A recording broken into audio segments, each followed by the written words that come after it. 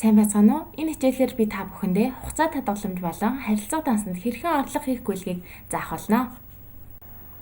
Нэгдүгээрт харилцаа болон хугацаа татгаламжинд бэлэн орлого хийх гүйлгээ.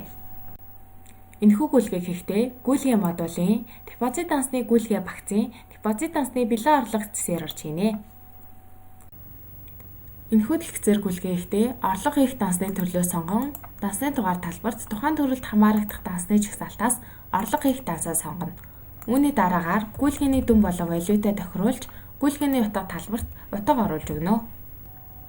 Ингэснээр гүйлгээний бичлэлээ нэгтлэн шалгаж, гүйлгээ хийх тавчин дээр даран гүйлгээгийн амжилттай хийнэ. Хоёрдугаарт хугацаа татгаламж болон харилцаа дансанд бэлэн бус орлого хийх. Бэлэн бус орлогын гүйлгийг хийхдээ гүйлгээ модулын дотоодын гүйлгээнүүд багцсны дотоодын данс хоорондын шилжүүлэг зэсээр орж хийнэ.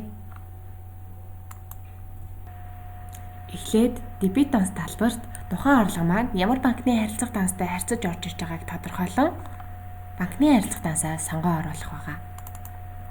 Үүний дараагаар гүйлгээний дүнгээ бичин хүлээн авах дансны төрөл талбарт харилцах хугацаагүй хадгаламжинд орлого хийх гэж байгаа л харилцаа хугацаагүй хадгаламж, хугацаа татгаламжинд орлого хийх гэж байгаа л хугацаа татгаламж гэж сонгоно.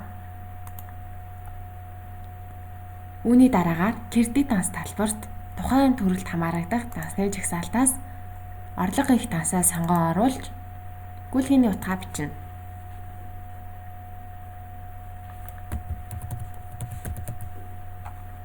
Хамгийн сүүлд гүйлгээний бичлэлдээ шалган гүйлгээ хийх тавчин дээр даран гүйлгээгээ хийнэ.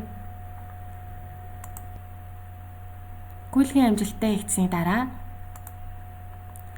гүйлгээ хийсэн банкны харилцах болон хугацаа татгаламжийн данснуудаа дахин дуудаж үлдэгдлийн шалгана. Банкны харилцах маань 20,000 төгрөгөөр үлдэгдэл нь ихссэн байна. Үүний дараагаар хугацаа татгаламжийн данс манаас 20,000 төгрөгөөр үлдэгдэл нь өссөн байна. Өнөөдрийн хичээлийн хүрээ дуслаа. Анхаарал хандуулсанд баярлалаа.